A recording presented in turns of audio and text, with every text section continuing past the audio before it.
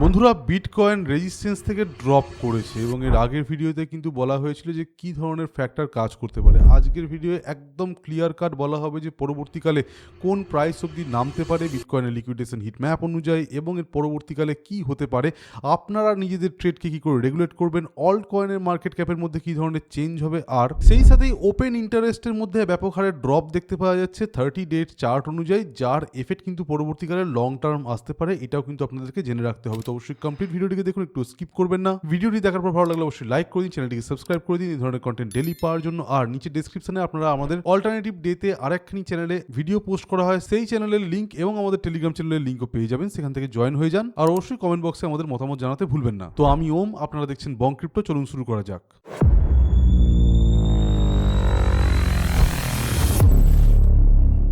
তো প্রথমেই চলে এসেছি আমরা বিটকয়েনের চার্টে। বিটকয়েনের চার্ট অনুযায়ী এর আগের যে ভিডিওটা ছিল আমাদের, যে পাম্প কি শেষ, এই ভিডিওটা একদম ক্লিয়ারলি এক্সপ্লেন করা হয়েছিল যে এখান থেকে ড্রপ হতে পারে মার্কেট এবং তার পরবর্তীকালে ড্রপ হবে, সাপোর্ট পাবে এবং তার পরবর্তীকালে বাড়বে। এবার রেজিস্ট্যান্স জোনটাকে বিটকয়েন 3বার টেস্ট করে দিয়েছে। নেক্সট টাইম যদি রেজিস্ট্যান্সটাকে ফেস করে বিটকয়েন, অর্থাৎ এইভাবে ড্রপ করার পর যদি উঠে আসে, তাহলে কিন্তু এই রেজিস্ট্যান্সটা ব্রেক করার চান্স থাকবে ম্যাক্সিমাম। এবং এক্ষেত্রেও বলে রাখি যে বিটকয়েনের লিকুইডেশন হিট ম্যাপের 1 উইক চার্টে আমরা রয়েছি, দেখতেই পাচ্ছেন একটা হায়ার লিকুইডিটি যেটা রয়েছে অ্যারাউন্ড $88,000 to $89,000 মধ্যে, যার মধ্যেও কিন্তু আমরা মোস্ট ইন্টেন্স লিকুইডিটি দেখতে পাচ্ছি যে $88,500 কাছাকাছি। সেই প্রাইস অবধি কিন্তু ইজিলি বিটকয়েন নামতে পারে। $88,500 কাছাকাছি বিটকয়েন নেমে আসার পর একটা প্রপার সাপোর্ট পাবে। অলরেডি কিন্তু আমরা দেখতে পাচ্ছি একটা সাপোর্ট পেয়ে যাচ্ছে। আস্তে আস্তে কিন্তু প্রাইস সাইডওয়েজ মুভ করতে আরম্ভ করছে এবং তার পরবর্তীকালে যদি আমরা আরএসআই এর মধ্যে একটা সার্চ দেখতে পাই এবং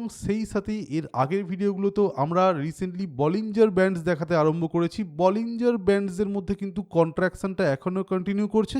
তো এই কন্ট্রাকশনটা যদি আরও কন্টিনিউ করে এবং তারপর একটা মেজর ব্রেক দেখতে পাওয়া যায়, তাহলেই কিন্তু আমরা বুঝতে পারবো যে হ্যাঁ, বিটকয়েন ফার্দার মোর গ্রো করবে। তো তিনটে মেন ফ্যাক্টর এখানে কাজ করছে।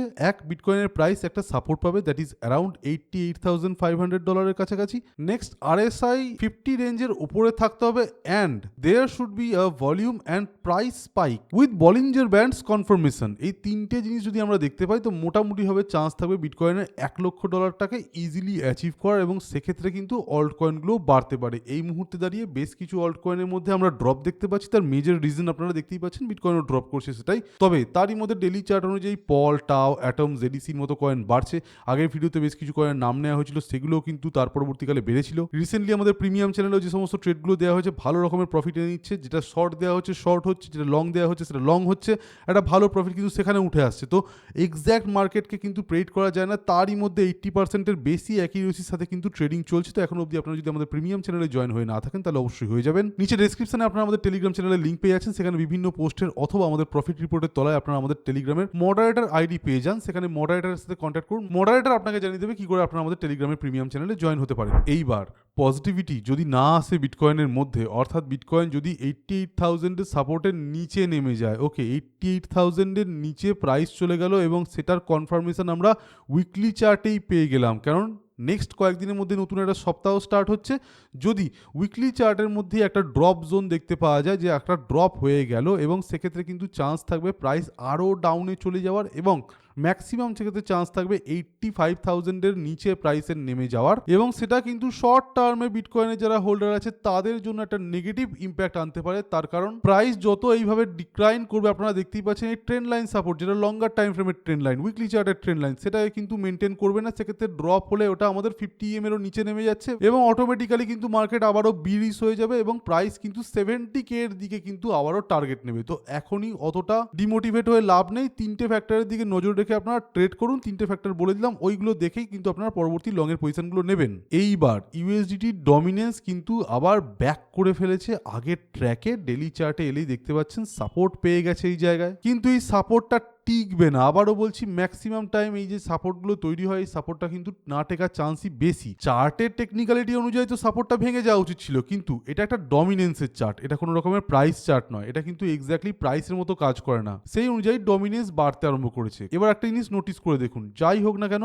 আলটিমেটলি এই যে সাপোর্টটা রয়েছে, এটার ওপরেই যে রেজিস্ট্যান্সটা রয়েছে, কার স্ট্রেংথ বেশি? 6.5%-এর কাছাকাছি যে রেজিস্ট্যান্সটা আছে, সেই রেজিস্ট্যান্স জোনটার স্ট্রেংথ অবশ্যই এই যে সাপোর্টটা আছে তার চেয়ে বেশি। বেসিস, তো ডেফিনেটলি এখান থেকে আবারও ড্রপ হওয়ার চান্স রাখে। তবে উইকলি চার্ট অনুযায়ী যদি আমরা 6.5 এর ওপরে একখানা ক্লোজিং দেখতে পাই, সেটা কিন্তু অবশ্যই নেগেটিভ হয়ে দাঁড়াতে পারে বিটকয়েনের জন্য, এবং তার এফেক্ট আমরা ফেব্রুয়ারি মাসে কিন্তু ইজিলি দেখতে পেয়ে যাবো। তারই মধ্যে আবার নতুন একটা ইন্টারেস্ট রেটও আসবে। এবং আবারও বলছি, আপনাদেরকে বুঝতে হবে যে দুটো জিনিস, কোয়ান্টিটেটিভ ইজিং এবং মানি প্রিন্টিং, এটা হওয়ার কিন্তু এক্ষুনি কোনো রকমের চান্স নেই। হয়তো টাইম লাগবে, ডিলে হবে, 5-6 মাস 8 মাস টাইম লাগতে পারে। কোয়ান্টিটেটিভ ইজিং হওয়ার আগে অবশ্যই ইন্টারেস্ট রেটকে আরও কমতে হবে, আর মানি প্রিন্টিং হওয়ার আগে গ্লোবাল ইকোনমিক স্ট্যান্ডার্ডসকে ড্রপ করতে হবে, এবং সেই সাথে জিও পলিটিক্যাল কোনো রকম কনফ্লিক্ট থাকলে চলবে না, যে টাইমের মধ্যে কিন্তু মানি প্রিন্টিং আরম্ভ হবে। রিসেন্টলি যে ইউএস ওয়ার টাইপের সিচুয়েশনগুলো তৈরি করছে, তাতে কিন্তু বোঝা যাচ্ছে যে ইমিডিয়েটলি ইউএস কিন্তু মানি প্রিন্টিংয়ের দিকে যাচ্ছে না,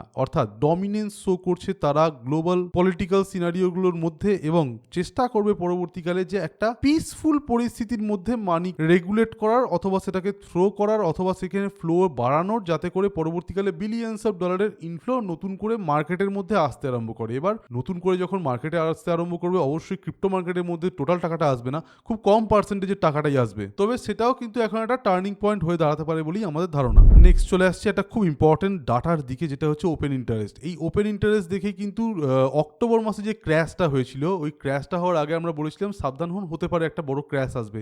তবে তার পরবর্তীকালে একটা আননোন নিউজ চলে আসে, যে নিউজটার আগাম কোনো রকম ইন্ডিকেশন পাওয়া যায়নি, এবং তার পরবর্তীকালে হঠাৎ করে ক্র্যাশ হয়ে যায়। লাস্ট 1-2 ইয়ার্সের মধ্যে one of the highest liquidation crash বলা হয় যেটাকে, সেই জিনিসটা কিন্তু দেখতে পাই আমরা অক্টোবর মাস নাগাদ। এখন ওপেন ইন্টারেস্টের মধ্যে আপনারা একটা ব্যাপক ড্রপ দেখতে পাচ্ছেন, এটাকে কিন্তু নেগেটিভলি নেওয়ার দরকার নেই। হ্যাঁ, এর ইম্প্যাক্টটা আমরা ক্রিপ্টো মার্কেটের মধ্যে ইমিডিয়েটলি নেগেটিভ পেতে পারি, লং টার্মে কিন্তু এটার পজিটিভ এফেক্ট থাকতে পারে। তার কারণ আপনারা দেখতেই পাচ্ছেন, এই ধরনের ড্রপ যখনই হয়, পরবর্তীকালে কিন্তু মার্কেট বটম পেয়ে যায়। বড় বটম যখনই চলে আসে, অর্থাৎ প্রপার সাপোর্ট চলে আসে, তারপর কিন্তু প্রাইস আবারও বাড়তে আরম্ভ করে। তো এই সিমিলার সিচুয়েশন 2023 জুলাই মাস থেকে স্টার্ট করে এখনকার টাইমের মধ্যে যদি আমরা দেখি, তাহলে লোয়েস্ট জায়গায় ওপেন ইন্টারেস্ট গিয়ে দাঁড়িয়েছে, অর্থাৎ এর এফেক্ট কিন্তু লং টার্মে বিটকয়েনের মধ্যে পজিটিভ দিকেই দেখা যাবে। তাই জন্য ভয় পাওয়ার কিন্তু এখনই কোনো রকমের কারণ নেই। এবার আমরা একটু বিটকয়েনের ডমিনেন্সের চার্টে চলে আসি। পরস্পর চার্টগুলো দেখিয়ে রাখা হচ্ছে, কোনো জায়গায় যদি কোনো রকমের আপনাদের মনে সন্দেহ থাকে,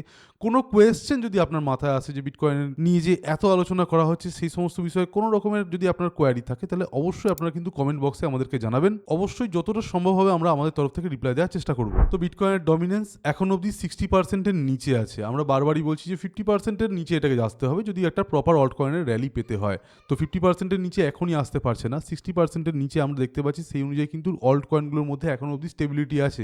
আদারওয়াইজ ম্যাক্সিমাম অল্ট কয়েন যেগুলো রিসেন্টলি পাম্প করেছিল, যার মধ্যে WLDর মতো কয়েন আছে, এই সমস্ত কয়েন কিন্তু পরবর্তীকালে এতটাই ড্রপ করার সম্ভাবনা রাখে, যেগুলো কিন্তু আর পরবর্তীকালে ফিরে আসবে না। কিন্তু এখনো পর্যন্ত মার্কেটে সেরকম সিচুয়েশন তৈরি হয়নি। 60%-এর নিচে বিটকয়েনের ডমিনেন্স রয়েছে, আর ম্যাক্সিমাম ইনস্টিটিউশনরা যেহেতু বিটকয়েনকেই অ্যাকুমুলেট করছে এখন, এবং ETF লঞ্চ হওয়ার পরবর্তীকালে কিন্তু বিটকয়েনের ওপরেই সমস্ত রকমের স্ট্রেংথটা গিয়ে দাঁড়িয়েছে। তাই জন্য ইমিডিয়েট ইম্প্যাক্ট কিন্তু আমরা অল্ট কয়েনের মধ্যে দেখতে পাচ্ছি না। তাই 2026 ক্রিপ্টো মার্কেটের জন্য একটা বিরাট বড় ইয়ার হয়ে দাঁড়াতে পারে। তার কারণ ETF থেকে ফ্লোটা এবার কিন্তু আস্তে আস্তে ডাইনামিক্যালি শিফট করতে পারে ইথিরিয়াম এবং অন্যান্য অল্ট কয়েনগুলোর দিকে, এবং সেটা যদি হয় তবে কিন্তু আপনারা অল্ট কয়েন থেকে রিটার্ন পাবেন, আদারওয়াইজ কিন্তু পাবেন না। অ্যাট দ্য সেম টাইম বিটকয়েনের প্রাইসও কিন্তু হঠাৎ করে পড়ে গেলে চলবে না। বিটকয়েনকে কিন্তু হয় নতুন করে একখানা টপ বানাতে হবে, অথবা একটা কনসলিডেশন রেঞ্জের মধ্যে আসতে হবে, এবং সেই সাথে ডমিনেন্সকে কমতে হবে। আর যদি বিটকয়েন নতুন করে একটা অল টাইম হাই বানিয়েও দেয় এবং ডমিনেন্সও সেই সাথে বেড়েও যায়, তাহলেও কিন্তু খারাপ কিছুই নয়। সেটাও কিন্তু ইন্ডিকেট করবে নতুন করে অল্টসেরও একটা র্যালি, পজিটিভ দিকে কিন্তু ইজিলি অল্টসের র্যালি আসতে পারে 50-60% অবধি। তো